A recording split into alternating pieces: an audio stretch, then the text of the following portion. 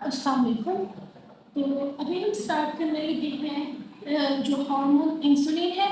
First of all तो जो एक इंसुलिन है हम सब लोग जानते हैं कि ये जो है ये हमारी बॉडी के अंदर ब्लड के जो ग्लूकोज का लेवल है उसको कंट्रोल करता है। अब हम इसकी डेप्थ के अंदर जाना स्टार्ट करते हैं। तो insulin is basically a peptide hormone. Already हम लोग चुके हैं कि पेप्टाइड हार्मोन कौन से होते हैं और कब रिलीज होते हैं हमारी बॉडी के अंदर। peptide hormone produced by the beta cells of pancreatic islets. First of all यहाँ पे आपका एक एमसीक्यू आ रहा है कि ये कौन प्रोड्यूस करवा रहा है? पैंक्रियाटिक जो आइलेट्स है जिन्हें हम आइलेट्स ऑफ लैंगरहंस भी कहते हैं, आइलेट्स ऑफ लैंगरहंस भी कहते हैं, वो रिलीज करवा रहे हैं। Beta cells of pancreatic islets release करवा रहे हैं। It is considered to be the main anabolic hormone of the body.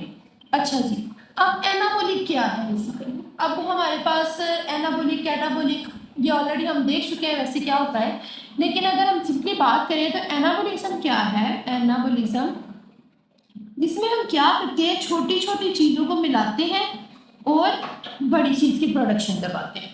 अच्छा जी, इसमें क्या होता है कि ये बेसिकली मेन एनाबॉलिक हार्मोन है हमारी बॉडी का।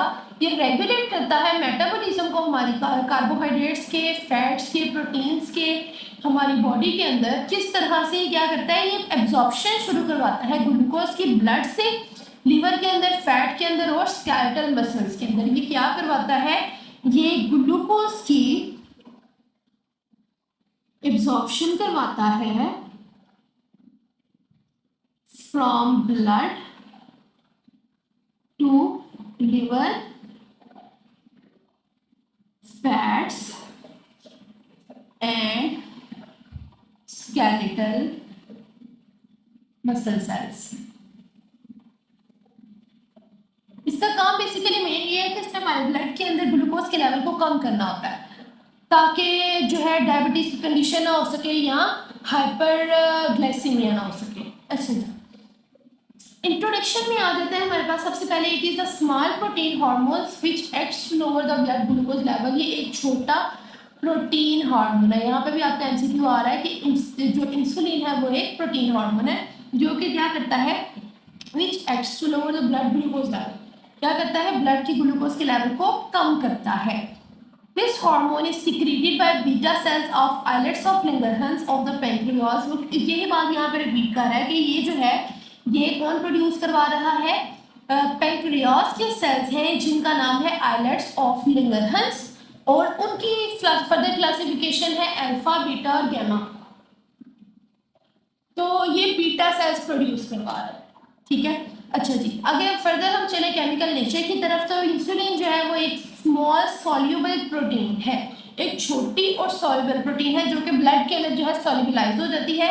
और दूसरी बात ये कि it is made up of 51 amino acid. जैसे जो हमारे पास ऑक्सीटोसिन था वो 8 अमाइनो एसिड्स का बना हुआ था, तो ये जो इसका साइज है वो है 51 अमाइनो एसिड्स। ये भी जो है आपके पास ये एक एमसीक्यू है।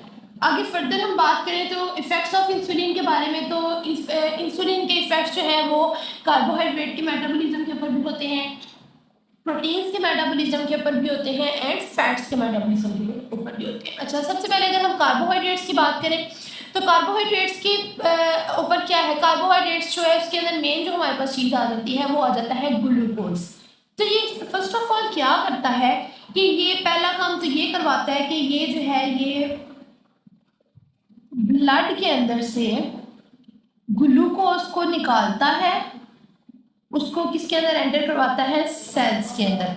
अब वो सेल्स डिफरेंट टाइप्स के हैं। कौन कौन से हैं हमारे पास? वो मसल सेल्स भी हैं, एडिपोज टिश्यूज भी हैं, हार्ट भी है, स्मूथ मसल्स भी हैं और यूट्रस के जो ये स्मूथ मसल्स हैं ये यूट्रस के हैं। अच्छा, अब ये कैसे करवा रहा है? पहली बात तो ये कि जो इसके अंदर प्रोसेस इन्वॉल्व हो रहा है वो है डिफ्यूजन।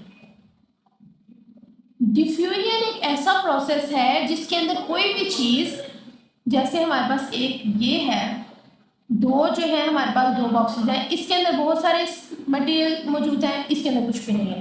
तो क्या होगा, जो चीज़ है सब्सटेंस है वो मूव करेगा from area of high concentration to the area of lower concentration. It is the movement from area of high concentration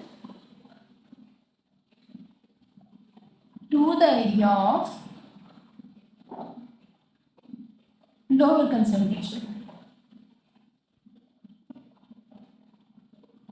कोई भी चीज इसके अंदर मूव करती है ऐसी जगह पे जहां पे इसकी बहुत ज्यादा मकदार है, वहां से उस जगह के पर जहां पे इसकी मकदार बहुत कम मौजूद होती है। By activating the glucokinase. अब यहाँ पे दूसरी चीज आ रही है कि ये किसकी एक्टिवेशन करवाता है? ग्लूकोकाइनेज की।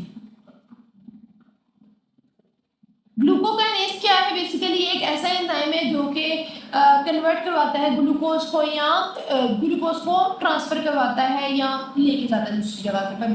But on the other hand, लेकिन दूसरी जगह के ऊपर इंसुलिन जो है वो ब्रेन और रेड ब्लड सेल्स के अंदर ग्लूकोज की एंट्री को सपोर्ट नहीं करता, फैसिलिटेट नहीं करता किसी तरह से भी। उसके अलावा पहला काम तो ये हो गया कि उसने ब्लड की एंट्री करवाई। दूसरा काम यहाँ पे इंसुलिन क्या करवाता है कार्बोहाइड्रेट्स की मेटाबॉलिज्म के ऊपर, कि ये जो है ये ग्लूकोज की यूटिलाइजेशन को इंक्रीज कर देता है, ग्लूकोज को कन्वर्ट करवाता है एनर्जी के अंदर। सबसे ज्यादा एनर्जी को इस्तेमाल ग्लूकोज को इस्तेमाल करता है for the production of energy. तीसरा काम ये करवाता है कि ये जो सेल्स के अंदर स्टोर करवाता है ना, स्टोर करवाता है ग्लूकोज को, और वो जो स्टोर्ड फॉर्म ऑफ ग्लूकोज होती है that is called as glycogen. Glycogen क्या है? Glycogen is the stored form of glucose.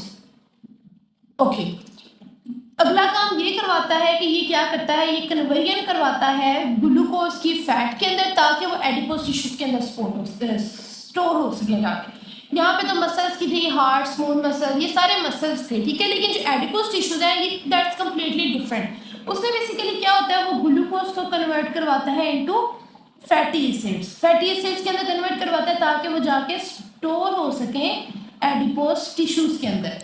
अच्छा जी, और जो एडिपोज टिश्यूज के अंदर स्टोर्ड फॉर्म ऑफ फैट होती है वो होती है in the form of tags which are also called as triacylglycerides. अच्छा, आगे आ जाता है हमारे पास फैट मेटाबॉलिज्म। तो फैट मेटाबॉलिज्म के ऊपर इसका क्या इफेक्ट है? ये क्या करवाता है? ये लिवर की ग्लूकोज को कन्वर्ट करवाता है into free fatty acids bye activating the acetyl CoA carboxylase. ये क्या करता है?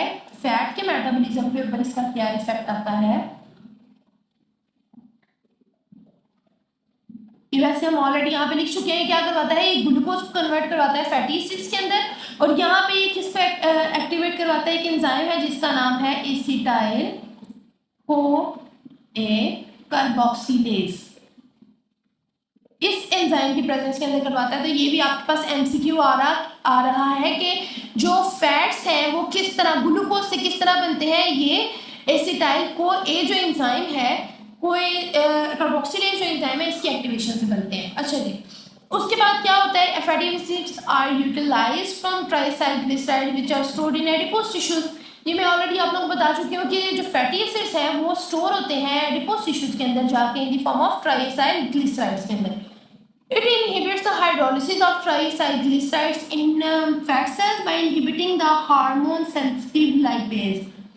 दूसरा काम यहाँ पे भी क्या करवाता है? ये ट्राइसाइग्लिसराइड जो है इनकी हाइड्रोलिसिस को ब्रेक करवाता है।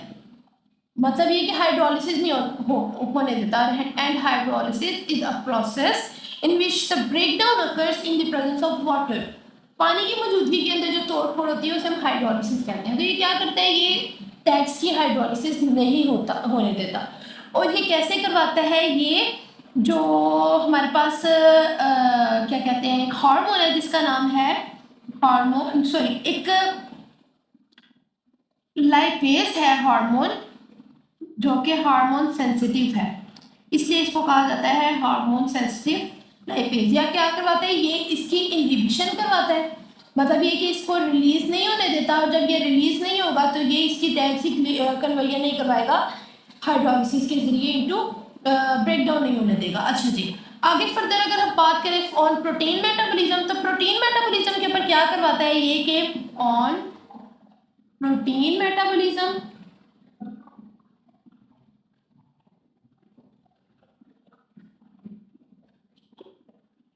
प्रोटीन मेटाबॉलिज्म के ऊपर इसका क्या इफेक्ट होता है। पहली बात तो ये क्या करता है, ये अमाइनो एसिड जो है उनको ब्लड से उठा के सेल्स के अंदर एंट्री को सपोर्ट करता है, क्योंकि इसमें ग्लूकोज का की जो एनर्जी की को एनर्जी के तौर के ऊपर इस्तेमाल करना होता है, इसलिए क्या करता है ये अमाइनो एसिड्स को ब्लड से निकालने की कोशिश करता है ताकि जो है मसल तो बिल्डअप हो जाए, लेकिन ये है कि वो इतने ज़्यादा यूज़ ना हो।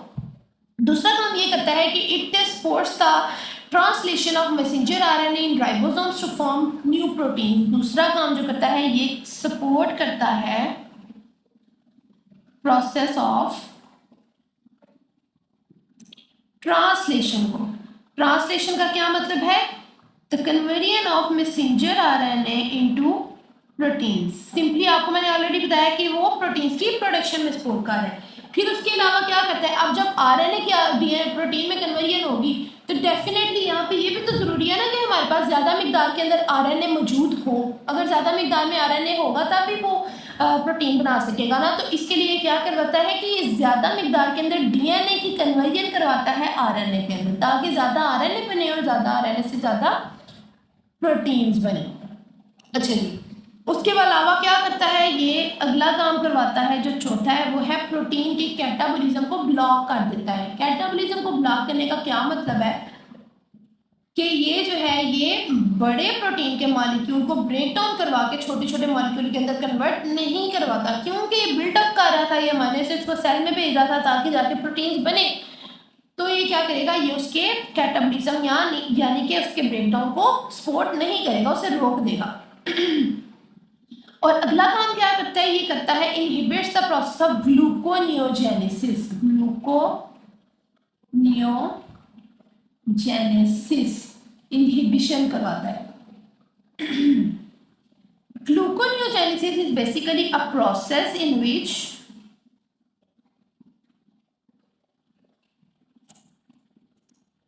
glucose is formed from non-carbohydrate source।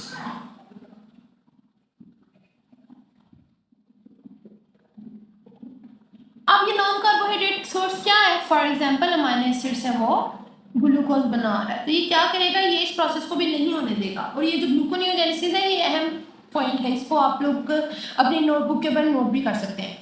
उसके अलावा ग्रोथ के ऊपर क्या करता है कि ये जो इंसुलिन, जिस तरह ग्रोथ हार्मोन हमारी ग्रोथ के लिए बहुत ज़्यादा ज़रूरी है, इसी तरह इंसुलिन भी ज़रूरी है, क्योंकि ये हमारी जो प्रोटीन फॉर्मेशन है उसको सपोर्ट करता है।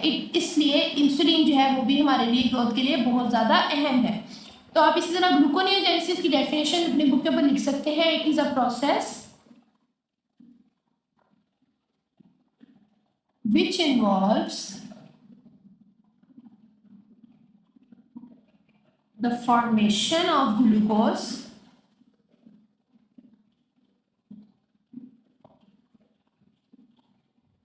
from some non-carbohydrate source।